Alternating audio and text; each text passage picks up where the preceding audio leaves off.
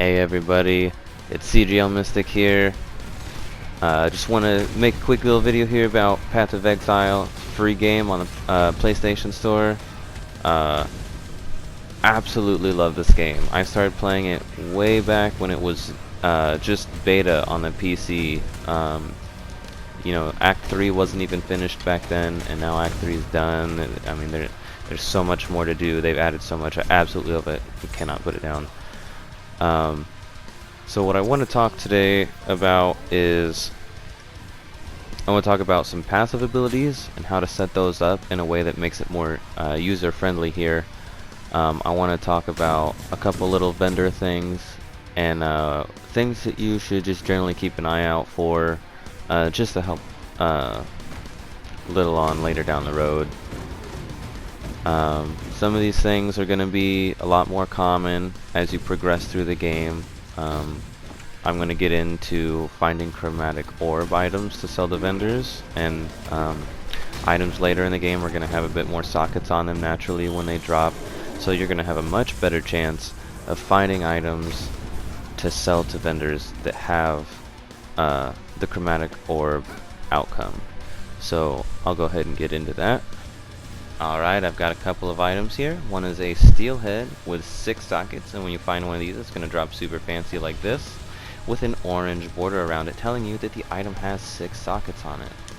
Next, I have 2 items, both with blue, red, and green sockets all linked together. Now, it doesn't matter if it has 3, 4, or 5 sockets, as long as it has all 3 linked together. And these are going to drop with green borders. Now sometimes when you go to a vendor, they're going to have these items with the 3 colored link sockets. They're not much. An Orb of Transmutation for this one, so we're going to go ahead and get that. And then we're going to turn around and instantly sell it right back to him for Chromatic Orb. So every item that has all 3 colors linked together is worth 1 Chromatic Orb. So we've got 3 items for 3 Chromatic Orbs. The next thing I'm going to show you is the steel hammer with 6 sockets, or any item with 6 sockets, is worth Jeweler's Orb. The steel head is worth 7.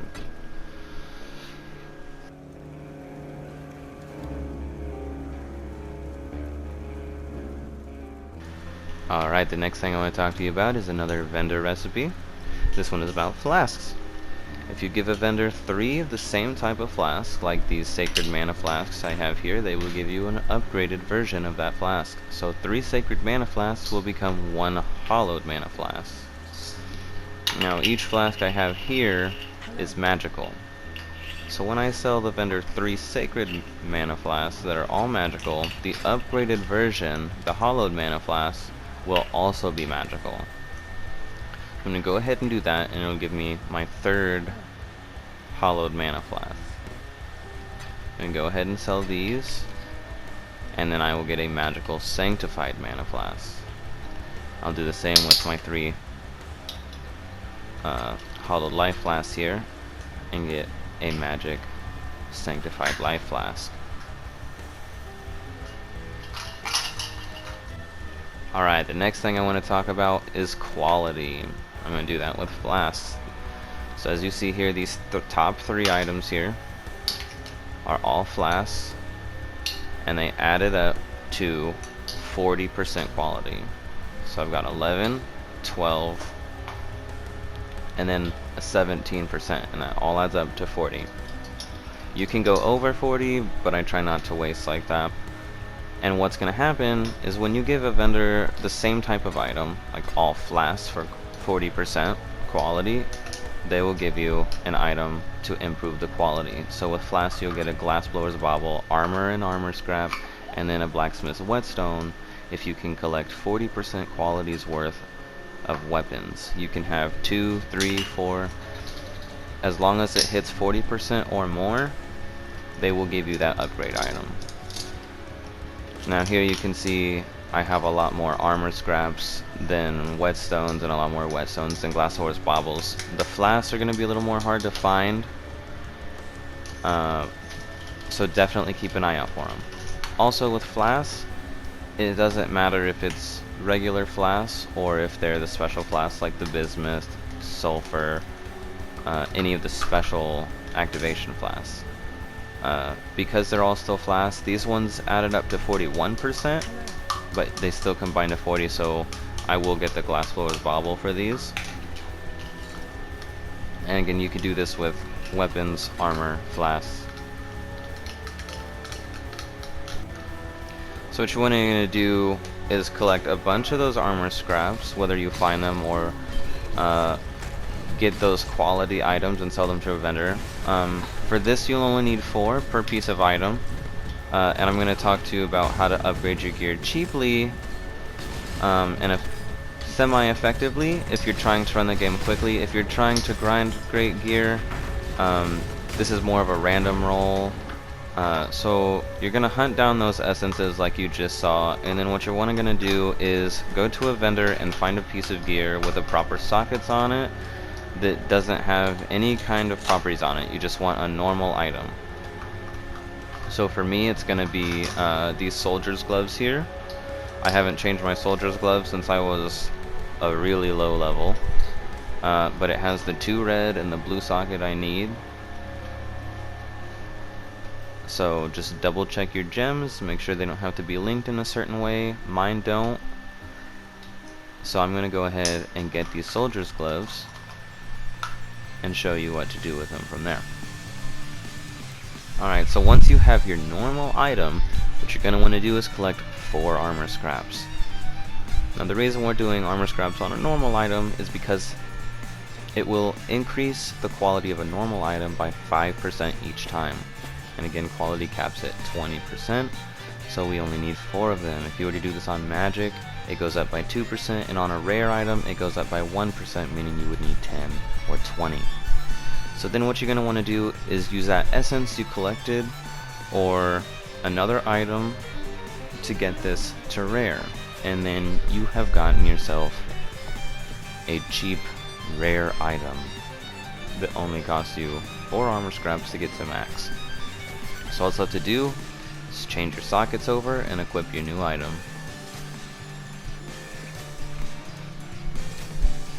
And make sure you hold on to anything that you were wearing before that had quality, so you can go ahead and get another armor scrap or get back an armor scrap that you may have spent getting that item to 20% as well. Alright, so the next thing I want to talk about are these Vol areas. These areas are not very big, but the enemies inside all have modifiers. There are quite a bit of magic and rare enemies, so the areas can be tricky if you're not properly prepared. There is, however, a good side to this. The quality of the items is usually boosted by the area, so the drops are usually at least decent. But when you reach the end, you will have to fight a boss. So once the boss is defeated, you'll walk up to the vault vessel here and claim your rewards. This can drop a number of items, from corrupted armor and weapons, which can be really good but can't be modified, or Vol gems. Now here you can see I got a Vol gem for Righteous Fire, but it also has the Vol Righteous Fire, which is the corrupt ability. It would take up 2 different quick slot abilities to have these both equipped at the same time. The Vol version of it has to charge and collect souls before you can use it, but it's usually stronger.